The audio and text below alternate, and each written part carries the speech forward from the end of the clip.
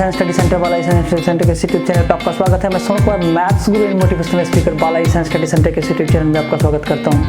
मेरा जो present video है वो डिटर्मिनेंट के प्रॉपर्टीज़ के अबाउट है। इससे पहले मैंने आपको बताया है डिटर्मिनेंट का वैल्यू कैसे निकालना है और साथ में मैंने आपको बताया कि डिटर्मिनेंट का डेफिनेशन और ऑर्डर, और हमने चर्चा किया था कि डिटर्मिनेंट में जो साइन कन्वेंशन लिया गया है पॉजिटिव और नेगेटिव किस आधार पर लिया गया है। तो मेरा जो प्रेजेंट वीडियो है वो डिटर्मिनेंट के प्रॉपर्टीज़ के अबाउट है। मैं फिर से बता दूं कि आपको डिटर्मिनेंट का प्रॉपर्टी प्रॉपर वे में आना चाहिए। जब तक आपको डिटर्मिनेंट का प्रॉपर्टी नहीं आएगा तब तक आप क्वेश्चन को नहीं बना सकते हैं। अगर आप क्वेश्चन को नॉर्मली एक्सपेंड करेंगे जो रिक्वायर्ड वैल्यू है वो तो आएगा ही, लेकिन बहुत ज़्यादा कम्बरसम होगा आपके लिए। तो इसके लिए क्या करना है कि डिटर्मिनेंट के सारे प्रॉपर्टीज़ को आपको ध्यान से देखना है।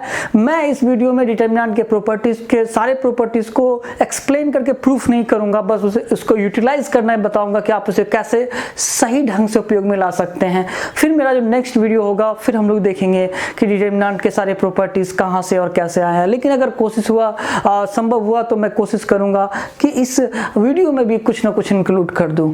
तो चलिए हम लोग स्टार्ट करते हैं एक एक करके सारे प्रॉपर्टीज़ को। तो हमारा पहला जो प्रॉपर्टी है, प्रॉपर्टी फर्स्ट को हम लोग लेंगे। तो यहाँ पे प्रॉपर्टी फर्स्ट पे आने से पहले हम कुछ एग्जाम्पल को लेते हैं और यहाँ से हम क्लियर करेंगे कि इसके प्रॉपर्टी का क्या कहने का मतलब है।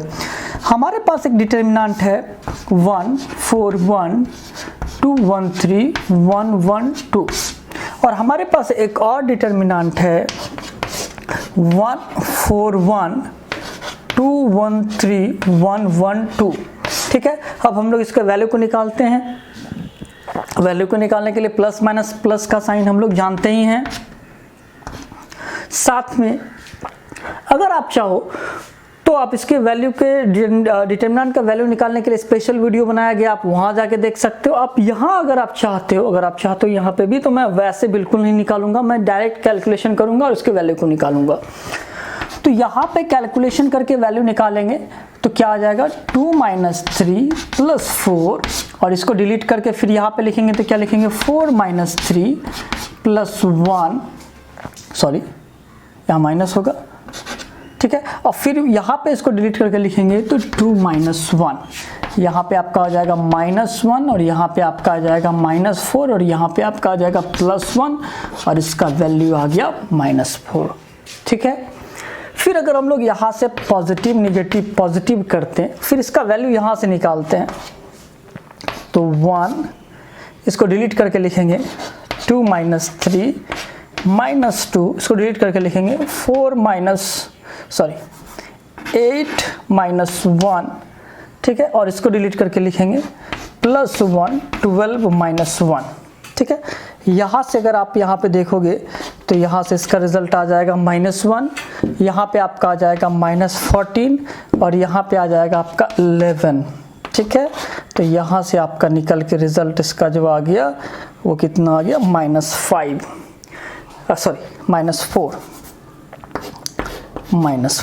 ठीक है, यहाँ पे इसका वैल्यू कितना आ गया -4। अब थोड़ा गौर से देखो दोनों में, इसका वैल्यू -4 है और इसका वैल्यू -4 है।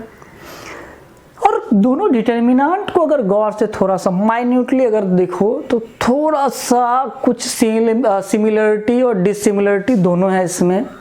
एक तो डिजिट अगर देखोगे तो सब सेम है, लेकिन अगर गौर से देखो ये R1 ये आपका बन गया है C1, ये आपका R2 ये बन गया बेटा C2, ये आपका R3 और ये बन गया आपका C3।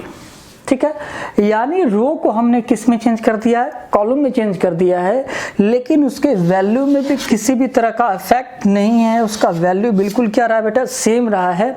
तो यही कहता है इस प्रॉपर्टी में कि आप लिख लोगे, क्योंकि मैं यहाँ मेंशन नहीं करूँगा, आप नोट डाउन कर लो कि प्रॉपर्टी में ये कहता है कि यदि किसी डिटर्मिनेंट के पंक्तियों को स्तंभों में बदल दिया जाए या स्तंभों को पंक्तियों में बदल दिया जाए तो डिटर्मिनेंट के मान में कोई परिवर्तन नहीं होता है। ठीक है, यानी कि अगर हम लोग किसी डिटर्मिनेंट, यहाँ पे ट्रांसपोज बोलना बिल्कुल सही नहीं होगा फिलहाल क्योंकि मैट्रिक्स नहीं है, लेकिन अगर हम लोग रफ वे में बोले कि अगर डिटर्मिनेंट का ट्रांसपोज करके डिटर्मिनेंट का वैल्यू निकाला जाए तो उसका मान सेम होगा। यानी कह सकते हैं कि determinant A equals to determinant A dash, यानी कि किसी मैट्रिक्स यानी स्क्वायर मैट्रिक्स A के जो डिटर्मिनेंट का मान होगा वो उसके ट्रांसपोज के डिटर्मिनेंट के मान के बराबर होगा। ठीक है, तो इस प्रॉपर्टी का सेंस क्या था कि अगर आपको डिटर्मिनेंट है तो अगर आप रो को कॉलम में चेंज कर तो इससे कोई भी फर्क पड़ने वाला नहीं। अगर हम लोग इसको दूसरे एक एग्जाम्पल के फॉर्म में लिखेंगे तो कह सकते हैं कि A1 B1 C1 A2 B2 C2 A3 B3 C3 का जो डिटर्मिनेंट है वो A1 B1 C1 A2 B2 C2 और A3 B3 C3 के बराबर होगा। और अगर कोई इसके प्रूफ में जाना चाहता है तो इसको तोड़ लेगा, प्लस माइनस प्लस करके एक्सपेंड कर लेगा, इसको भी प्लस माइनस प्लस करके एक्सपेंड कर लेगा, मैंने एक्सपेंशन में बताया है, और फिर देखेगा कि दोनों का दोनों वैल्यू जो है वो आपस में क्या है, बराबर है। तो पहला प्रॉपर्टी बेटा क्या कहता है, पहला प्रॉपर्टी कहता है कि यदि किसी डिटर्मिनेंट के रो को कॉलम में चेंज कर दिया जाए तो डिटर्मिनेंट के मान में किसी भी तरह का परिवर्तन नहीं होता।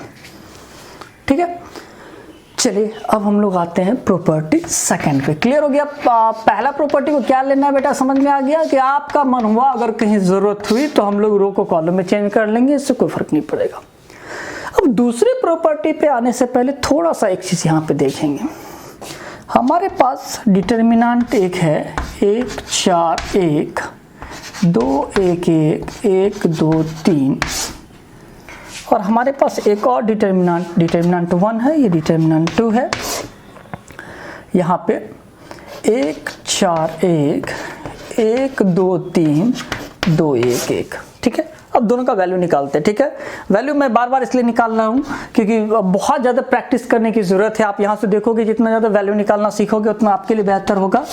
1 यहाँ पे अब मैं एक ही बार कैलकुलेशन करके लिख देता हूँ, 1 -4 प्लस माइनस प्लस इधर से एक्सपेंड कर रहे हैं, यहाँ पे लिखेंगे तो क्या हो जाएगा 5 और फिर +1 और यहाँ पे लिखेंगे 3 तो क्या हो जाएगा 1 -20 + 3 यानी -60।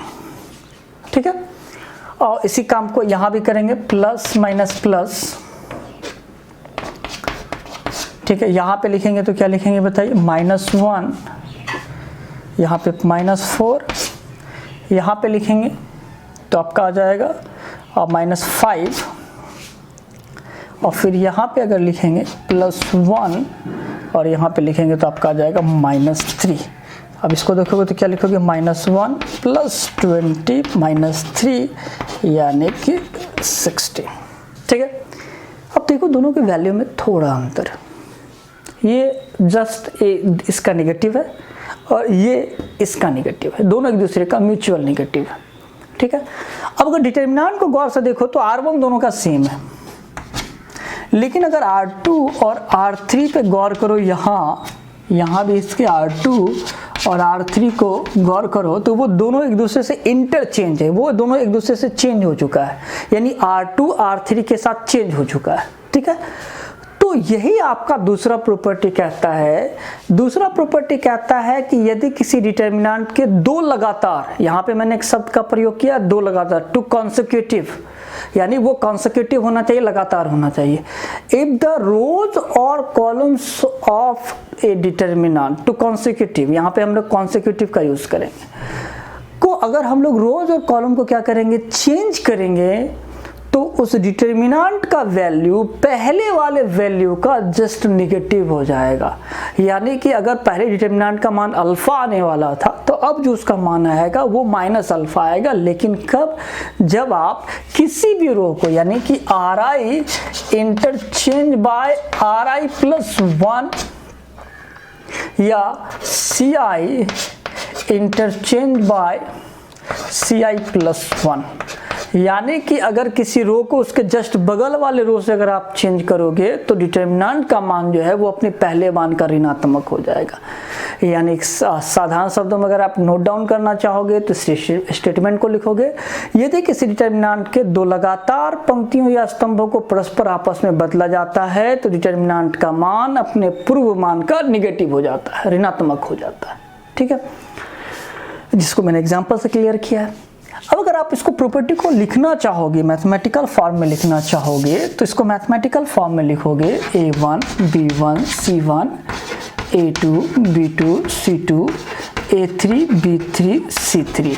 ठीक है, अब इसके रो को पहले कॉलम में चेंज कर देते हैं, r1 को ही चेंज कर देते हैं r2 से, तो a2 b2 c2 a1 b1 c1 a3 b3 c3। ठीक है, तो ये अब ये इसका मान और इसका मान दोनों में निगेटिव का डिफरेंस हो जाएगा। तो अगर आप इसके आगे में माइनस लगा दो तो ये निगेटिव और निगेटिव प्लस हो जाएगा, दोनों का वैल्यू सेम हो जाएगा। तो यही ये प्रॉपर्टी कहता है कि अगर तू कॉन्सिक्यूटिव रो या कॉलम को चेंज करोगे तो आगे में क्या लगा दोगे, माइनस, क्योंकि इसका वैल्यू ऑलरेडी माइनस होने वाला है इसका, यानी इसके ओरिजिनल वैल्यू का ये निगेटिव होगा।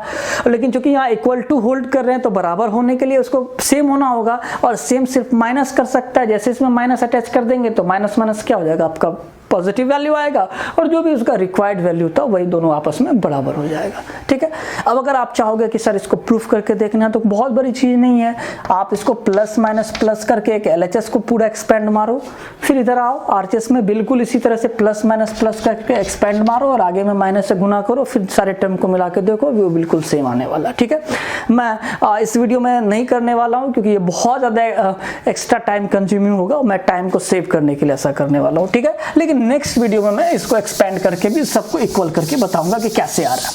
ठीक है, तो प्रॉपर्टी समझ में आ गया। सेकंड क्या कहता है, तो प्रॉपर्टी सेकंड कहता है कि अगर किसी डिटर्मिनेंट के दो लगातार पंक्ति या स्तंभों को अगर आप परस्पर बदलिएगा तो डिटर्मिनेंट का जो वैल्यू आएगा वो अपने पहले वाले वैल्यू का नेगेटिव होगा। ठीक है, अब हम लोग आते हैं प्रॉपर्टी 3 पे। प्रॉपर्टी 3, प्रॉपर्टी 3 पे आने से पहले एक छोटा सा डिटर्मिनेंट का वैल्यू निकालेंगे, जैसे कि हम लोग अभी निकालते रहे। 2 1 3 1 2 1। ठीक है, एक और हमारे पास डिटर्मिनेंट है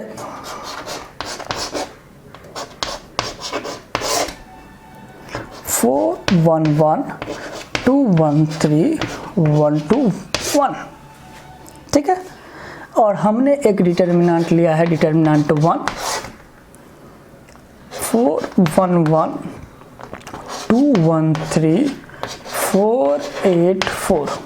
ठीक है, और हमको सबका इसका वैल्यू निकालना है, देन इसका और देन इसका। फटाफट निकालते हैं, टाइम कंज्यूम नहीं करते हैं। और बार बार निकालने के लिए क्यों सिखा रहे हैं, प्लस माइनस प्लस करना है बार बार इसलिए सिखा रहे हैं कि आपके लिए ज़्यादा बेहतर हो। चलिए 4 यहाँ पे निकालोगे तो कितना हो जाएगा बेटा बताओ, -5 -1, और यहाँ पे आपका क्या हो जाएगा -1, और यहाँ पे आपका 1, और यहाँ पे आपका आ जाएगा 3 -20 +1 +3 दैट मीन्स कि -16। ठीक है, अब अगर आप इसको निकालोगे 4 इंटू, ठीक है, और अगर आप इसको निकालोगे तो दोनों चूंकि सेम है तो सेम वैल्यू आने वाला है, तो -16 ही कर देते हैं यहाँ पे, -64। ठीक है, दोनों का सेम वैल्यू आने वाला है, इसको निकालोगे -64 आएगा। चलो आप इसका निकालते हैं। तो अब अगर इसका निकालते हैं तो यहाँ क्या हो जाएगा 4, और यहाँ 24, तो क्या हो जाएगा -20 -1, और यहाँ पे आपका हो जाएगा 8 -12 यानी कि -4, और +1, और यहाँ आ जाएगा 16 यानी 12। अब यहाँ से आप देखोगे तो 80 +4 +12 यानी -64। अब गौर करो कि ये डिटर्मिनेंट सेम था, सेम डिटर्मिनेंट है। यहाँ पे इस डिटर्मिनेंट में 4 से गुना किया गया है, एक स्केलर से गुना किया गया है, और 4 से मैंने अंदर में कुछ नहीं किया है, बस इसके वैल्यू को 4 से गुना करके निकाल दिया है। अब इस दोनों डिटर्मिनेंट को गौर से देखो, दोनों का वैल्यू सेम है और थोड़ा सा डिफरेंस है। थोड़ा सा डिफरेंस क्या है, इसमें 4 बाहर में है और यहाँ पे 4 है ही नहीं, लेकिन अगर आप गौर से देखो ये R3 में, इसके R3 में ये 4 मल्टीप्लाई हो चुका है सिर्फ एक रो में, सिर्फ एक रो में 4 से मल्टीप्लाई किया 4, 4 से मल्टीप्लाई किया 8, 4 से मल्टीप्लाई किया 4, बाकी सब सेम है, दोनों का सेम है, R1 R2 सेम है, फिर भी दोनों का वैल्यू सेम है। तो इसका ये मतलब है कि अगर किसी डिटर्मिनेंट में किसी स्केलर से गुना करेंगे तो किसी एक रो या किसी एक कॉलम में ही गुना करेंगे, कोई ज़रूरत नहीं है कि इसको सारे रो और सारे कॉलम में ही गुना किया जाएगा, ठीक है। तो यही कहता है ये प्रॉपर्टी कि यदि किसी डिटर्मिनेंट के किसी स्केलर से गुना किया जाता है तो वो किसी भी एक पंक्ति या किसी भी एक स्तंभ में गुना हो जाता है, किसी भी, यहाँ पे मैंने किसी शब्द का प्रयोग किया, जबकि मैट्रिक्स में ऐसा नहीं होता था। मैट्रिक्स में जब गुना करते थे हम लोग तो वो सब में गुना होता था, ईच एंड एवरी एलिमेंट में उस कांस्टेंट से गुना करते थे। लेकिन डिटर्मिनेंट में अगर किसी वैल्यू से गुना कर रहे हैं तो वो किसी एक रो या किसी एक कॉलम में ही गुना होगा। तो इस प्रॉपर्टी को अगर लिखेंगे, स्टेटमेंट तो यही हो गया कि अगर किसी डिटर्मिनेंट में किसी डिटर्मिनेंट में किसी कांस्टेंट से गुना किया जाता है, वो किसी भी एक पंक्ति या किसी भी एक स्तंभ के प्रत्येक अवयव में वो गुणित हो जाता है, ठीक है। तो अब अगर हम लोग यहाँ देखेंगे कि A1 B1 C1 A2 B2 C2 A3 B3 C3 equal to यहाँ लिख सकते हैं K1 KB1 KC1। देखिए मैंने सिर्फ R1 में गुना किया, बाकी सब जगह सेम रहेगा बेटा, A2 B2 C2 A3 B3 C3। और यहीं पे बच्चा कभी कभी ब्लंडर करता है, ठीक है बेटा, बच्चा यहीं पे कभी कभी ब्लंडर कर देता है कि सब में गुना कर देता है। क्लियर है, ये प्रॉपर्टी हो गया। चलिए अब हम लोग आते हैं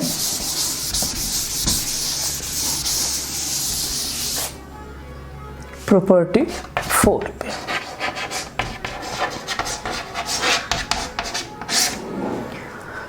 तो प्रॉपर्टी 1 क्या कहता है? प्रॉपर्टी 1 कहता है कि अगर किसी डिटर्मिनेंट के रो को कॉलम में चेंज कर दो कोई परिवर्तन नहीं होने वाला है। प्रॉपर्टी 2 क्या कहता है कि यदि किसी डिटर्मिनेंट के किसी दो लगातार पंक्ति या स्तंभों को आपस में बदल दो तो उसका मान पहले वाले मान का ऋणात्मक हो जाता है। प्रॉपर्टी 3 क्या कहता है कि यदि किसी डिटर्मिनेंट में किसी कांस्टेंट से आप गुना कर रहे हो तो सिर्फ किसी एक रो या किसी एक कॉलम में ही गुना करोगे। उसी तरह से अगर आप कॉमन भी निकाल रहे हो तो कॉमन भी निकलेगा तो किसी एक रो या किसी एक कॉलम से ही कॉमन निकलेगा, वो सारे रो या सारे कॉलम से कॉमन नहीं निकलेगा। चलिए अब हम लोग आते हैं प्रॉपर्टी 4 पे, और प्रॉपर्टी 4 को पहले एक एग्जांपल से देख लेते हैं, ठीक है बेटा। x plus a x plus b y plus b z plus c x y z a b c, ठीक है। अब हमें क्या करना है कि इसके मान को निकालना है। तो हम करते क्या, इसको थोड़ा ध्यान से देखोगे। हम लोग ये देखिए सिंगल एलिमेंट है, ये हो सकता है ऐड के रूप में भी होता, लेकिन हम लोग सिर्फ सिंगल कॉलम फर्स्ट की बात करते हैं। और कॉलम फर्स्ट में हमारे पास जो पहले सारे एलिमेंट हैं, टोटल एलिमेंट, और ये दूसरे सारे एलिमेंट जो है वो ये सेम रहेगा। यानी कि अगर किसी भी रो या कॉलम को हमने पकड़ा है तो उस पर सिर्फ विचार करना है, उसको कंसीडर करना है, बाद बाकी रो और कॉलम में क्या है क्या नहीं है इससे कोई मतलब नहीं। तो अब अगर हम लोग पहले रो कॉलम के हिसाब से देखें तो इसके सारे पहले एलिमेंट को पहला लिख देंगे, यानी x y z।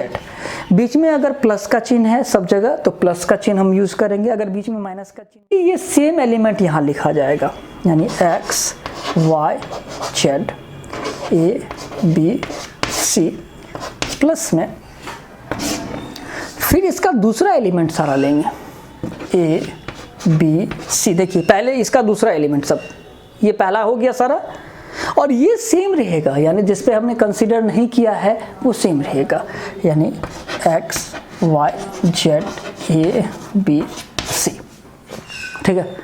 और अब अगर इसके वैल्यू को निकालेंगे तो इसका वैल्यू 0 आएगा, और इसके वैल्यू को भी निकालेंगे तो इसका वैल्यू भी कितना आएगा बेटा, 0 आएगा, और इसका रिजल्टेंट वैल्यू कितना आ जाएगा, 0 आ जाएगा। तो ये प्रॉपर्टी कहता है कि यदि किसी डिटर्मिनेंट का कोई भी पंक्ति या कोई भी स्तंभ दो अवयवों के योग के रूप में लिखा हुआ हो तो उसे आप दो अलग अलग डिटर्मिनेंट के योग के रूप में लिख सकते हैं। यानी अगर किसी डिटर्मिनेंट का कोई भी रो या कॉलम दो अवयवों के योग के रूप में लिखा हुआ हो, 3 है तो 3 अवयवों के रूप में लिखा हुआ भी हो सकता है, तो अगर फिलहाल हम लोग 2 की चर्चा करते हैं, 2 अवयवों के योग के रूप में लिखा हुआ तो उसे 2 अलग अलग डिटर्मिनेंट के योग के रूप में लिखा जा सकता है। और इसी को प्रॉपर्टी में हिसाब से अगर लिखेंगे a1, थोड़ा ज़्यादा स्पेस की जरूरत पड़ेगी, a1 plus k1, a2 plus k2, a3 plus k3 और यहाँ मान लो b1, b2, b3, c1, c2, c3 है। तो आप इसे 2 अलग अलग डिटर्मिनेंट के योग के रूप में लिखेंगे, लेकिन ध्यान ये रखना है कि इसका सारा पहला एलिमेंट एक बार आएगा और इसका सारा दूसरा एलिमेंट एक बार आएगा और ये सेम रहेगा दोनों डिटर्मिनेंट के लिए। यानी कि इसका लिखेंगे बेटा a1, a2, a3 ये सेम रहेगा, यानी b1, b2, b3, c1, c2, c3 plus फिर इसको लिखेंगे तो क्या लिखेंगे बेटा k1, k2, k3 और फिर इसको लिखेंगे भाई b1, b2, b3, c1, c2, c3। Clear है क्या कहता है? ये देखिए ये सेम रहा है, दोनों में ये सेम रहा है। दोनों में जिस पे हमने कंसीडर नहीं किया है वो उसको छोड़कर बाद बाकी जो रो और कॉलम रहेगा वो सेम रहेगा। जिस पे हमने कंसीडर किया है एलिमेंट के एडिशन या सब्ट्रैक्शन के फॉर्म में, तो सिर्फ उसमें ही थोड़ा सा आपको चेंजिंग लाना है। ठीक है, ये कॉलम में करा, यही रो में भी हो सकता है, कोई जरूरत नहीं है कि रो में ही। तो रो में भी जब लेंगे तो पहला एलिमेंट तीनों में से और फिर दूसरा एलिमेंट तीनों में से। ठीक है, तो क्या कहता है ये प्रॉपर्टी कि यदि किसी डिटर्मिनेंट का कोई भी रो या कॉलम 2 अवयवों के रूप में लिखा हो तो आप उसे 2 अलग अलग डिटर्मिनेंट के रूप में लिख सकते हैं। मैं अभी प्रूफ में बिल्कुल नहीं जा रहा हूँ, फिर से रिपीट कर दे रहा हूँ, इसके लिए मैं अलग से फिर से वीडियो बनाऊंगा, नहीं तो ये वीडियो बहुत बड़ा हो जाएगा और बच्चों को अभी तत्काल क्वेश्चन बनाने की बहुत ज़्यादा ज़रूरत है। तो इसलिए हम पहले से हम लोग सिर्फ इसके थियोरी को कंसिडर करते हुए हम लोग क्वेश्चन पे आएंगे धीरे धीरे। तो अब हम लोग आएंगे नेक्स्ट प्रॉपर्टी पे, प्रॉपर्टी 5। ठीक है, इस प्रॉपर्टी पे आने से पहले एक क्वेश्चन हम लोग देख लें। 1 4 2 3 1 1 3 1 1 और हम लोग यहाँ पे क्या करते हैं कि इसके वैल्यू को निकालते हैं इसके वैल्यू को प्लस माइनस प्लस। मेरे को पता है पहले से, आप फिर से निकाल देते हैं आपके लिए 0 0 0 0। अभी आपको यहाँ पे इसकी मान को निकालने की कोई ज़रूरत नहीं है, अगर देख लो तो आप आसानी से निकाल सकते हो। इसको गौर से देखो, इसका R2 और इसका R3 सेम है। ठीक है, तो ये प्रॉपर्टी कहता है कि यदि किसी डिटर्मिनेंट के 2 पंक्ति या स्तंभ आपस में समान हो तो उस डिटर्मिनेंट का मान 0 होता है। यानी अगर ऐसा कोई भी क्वेश्चन मिलेगा तो हमें वहां निकालने की बिल्कुल भी जरूरत नहीं है, हम डायरेक्ट उसके वैल्यू को क्या करेंगे 0 कर देंगे। जैसा कि मैंने पिछले प्रॉपर्टी में क्वेश्चन को 0 कर दिया था, मैंने आपको एक्सप्लेन नहीं किया था कि वो 0 क्यों हुआ है, लेकिन अगर आप अभी जस्ट मैंने जो प्रॉपर्टी बताया उसमें मैंने इस्तेमाल किया था XYZ और ABC, इसको मैंने कुछ नहीं लिखा था, डायरेक्ट 0 लिख दिया था यहाँ पे और फिर मैंने चर्चा भी नहीं किया क्योंकि मैंने उस प्रॉपर्टी को वहाँ डिस्कस नहीं किया था। लेकिन अब मैं अगर उसको देखूँ तो इसके प्लस में क्या था बेटा, यहाँ पे याद करके देखोगे तो ABC XYZ और ABC। अब अगर इसको ध्यान से देख लो तो यहाँ पे देखो ये आपका C1 C2 आपस में सेम है, इसलिए इसका मान मैंने 0 लिखा था। और इसका भी देखो तो C1 और C3 भी आपका क्या है, सेम है, इसका मान 0 लिख दिया था। ठीक है, तो क्या कहता है ये प्रॉपर्टी कि यदि किसी डिटर्मिनेंट का कोई भी 2 लगातार होने की कोई जरूरत नहीं है। यहाँ पे यदि किसी डिटर्मिनेंट का कोई भी, यहाँ पे शब्द मैंने कोई भी का प्रयोग किया है कि यदि किसी डिटर्मिनेंट का कोई भी पंक्ति या स्तंभ आपस में बराबर, 2 पंक्तियां मतलब पंक्ति का स्तंभ से मतलब नहीं, यानी ऐसा नहीं कि रो को कॉलम से बराबर कर लेना है, यानी रो का रो से और कॉलम का कॉलम से। तो अगर कोई भी डिटर्मिनेंट का 2 रो या 2 कॉलम अगर आपस में समान हो तो उस डिटर्मिनेंट का मान 0 होता है। तो चलिए यहाँ पे अगर लिखेंगे तो क्या लिखेंगे, A1 B1 C1 A2 B2 C2 और फिर लिख देते हैं A2 B2 C2 और इस डिटर्मिनेंट का मान कितना हो जाएगा, 0। और बहुत बड़ा चीज़ मैंने नहीं बताया है, अगर आप चाहो तो प्लस माइनस प्लस करके एक्सपेंड मारो और जैसे एक्सपेंड करके तोड़ ताड़ करोगे, आप जोड़ घटाव करोगे, एडिशन करोगे, सब्ट्रैक्शन करोगे तो 0 ही आना है। ठीक है। तो चलिए, हमने अभी आपको बताया 5 प्रॉपर्टी, अब फिर मैं अगले वीडियो में बताऊंगा बचे हुए सारे प्रॉपर्टीज को। आपने मेरे इस पूरे वीडियो को देखा, इसके लिए बहुत बहुत धन्यवाद। इधर मैं वीडियो नहीं बना रहा था, कुछ टेक्निकल प्रॉब्लम था, लेकिन अब मैं वीडियो बनाऊंगा आपके लिए, और हर एक टॉपिक के लिए मैं वीडियो बना रहा हूँ, और 11th के लिए मैं वीडियो बनाऊंगा। तो आप इस चैनल को सब्सक्राइब करना भूलेंगे नहीं, और साथ में नोटिफिकेशन के लिए घंटे का बटन दबाएंगे। आपने मेरे इस पूरे वीडियो को देखा, इसके लिए फिर से धन्यवाद। Thank you.